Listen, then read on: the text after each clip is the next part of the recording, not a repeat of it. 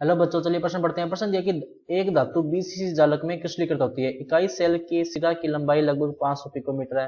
अगर घनत्व 4 ग्राम प्रति सेंटीमीटर क्यूब है तो धातु का मोलर द्रव्यमान होगा। यहाँ पर जो है अपने को अवगाद्रो संख्या का मान दिया हुआ है। तो सबसे पहले बात करें अगर इस प्रश्न में मुख्य अवधारणा की, तो देखो क्या होगी। मुख्य अवधारणा जो इस प्रश्न में होगी वो होगी तत्व का मोलर द्रव्यमान ज्ञात करना। तत्व का मोलर द्रव्यमान ज्ञात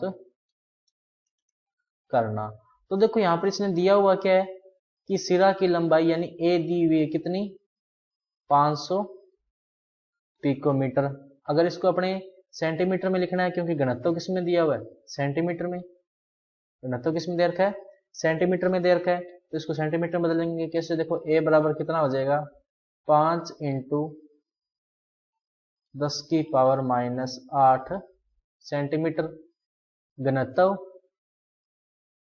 डी का मान देखो कितना दिया हुआ है, 4 ग्राम सेंटीमीटर⁻³ इसने जो जालक का प्रकार है वो कौन सा दे रखा है, बीसीसी। और बीसीसी के लिए एन का जो मान होता है यानी कणों की जो संख्या होती है बॉडी सेंटर्ड जो क्लोज पैकिंग होती है उसमें कितनी होती है, 2 होती है।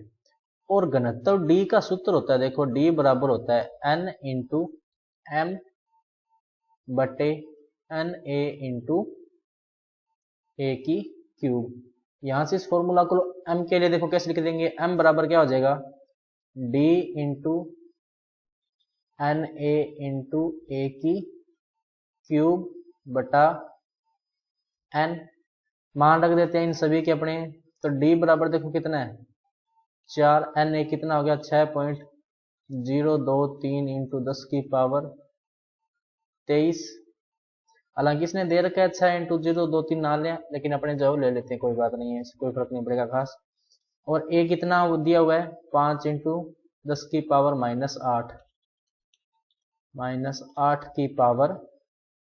10⁻⁸ क्योंकि ऊपर क्यूब लगी हुई है में, बटा में क्या आ जाएगा, कणों की संख्या कितनी है, 2। तो ये देखो कितना आ जाएगा, तो m बराबर जो आएगा कितना आ जाएगा, 150 ग्राम प्रति मोल।